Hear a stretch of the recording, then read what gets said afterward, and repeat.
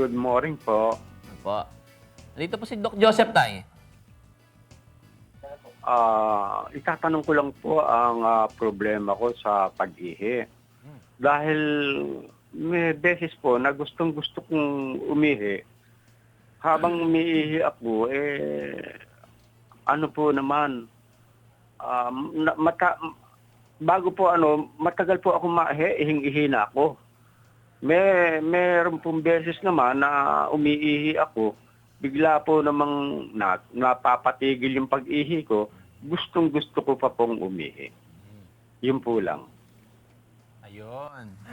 Ayan, Jun, no? Yung Yep. problema ni Tatay Olimpio kasi siguro pwede nating ma-pinpoint baka prostate ang problema niya, prostata, no? Kasi sa kwento ni Tatay, sa yung mga pagbabago sa pag-ihi niya, yung lakas, yung volume, yung puwersa, yung mga feeling na gusto niyang umihi pero hindi siya makaihi. Yun ang mga telltale sign symptom ng paglaki ng prostata natin o sinasabi natin in medical term, benign prostatic hyperplasia. No? Siguro yun ang una nating maiisip na ngayon, ang maganda niyan, mapasuri natin.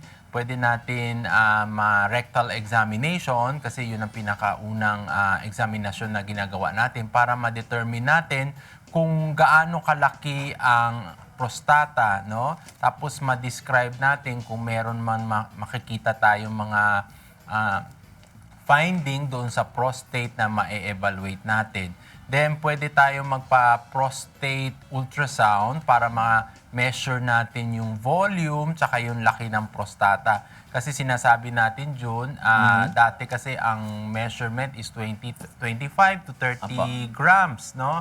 Minsan kasi 30 to 35, walang simptomas, enlarge ang prostate, pero nasa normal volume pa rin, hindi pa rin siya enlarged. Enlarged but with no symptoms. Kasi may classification tayo, pwedeng enlarged with no symptom, enlarged with symptom. So ang gauge natin is 40 and above na gramo, malaki ng prostata. So dapat natin matukoy kay Tatay Olimpio kung malaki nga ang prostata niya at nahihirapan na siyang umihi.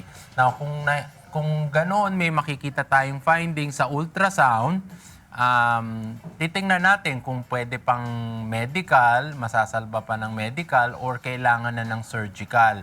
Mukha kasi pwede pang baka magamot natin kasi hindi pa masyadong mahigpit yung pag-ihi niya. Sinasabi natin kasi nakakaihi pa siya, Jun.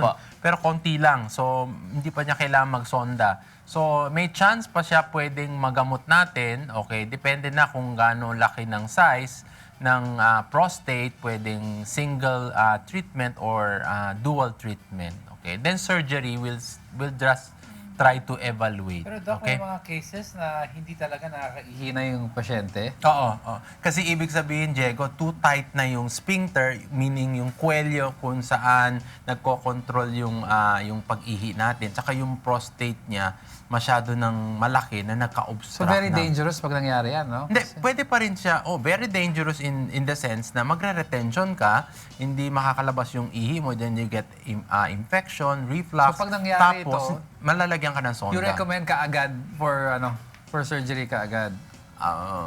You have to consider also other medical consideration, no? Kung nakasonda na ang pasyente, hindi siya nakakaihi, high ang risk for surgery. But you have to consider the medical status of your patient. Baka may high blood siya, meron siyang diabetes, so kailangan humingi ka pa rin ng clearance. Okay. Alright. Okay, Tatay Olimpio, okay na po? Opo. Maraming salamat po, Tatay Olimpio Jeronimo.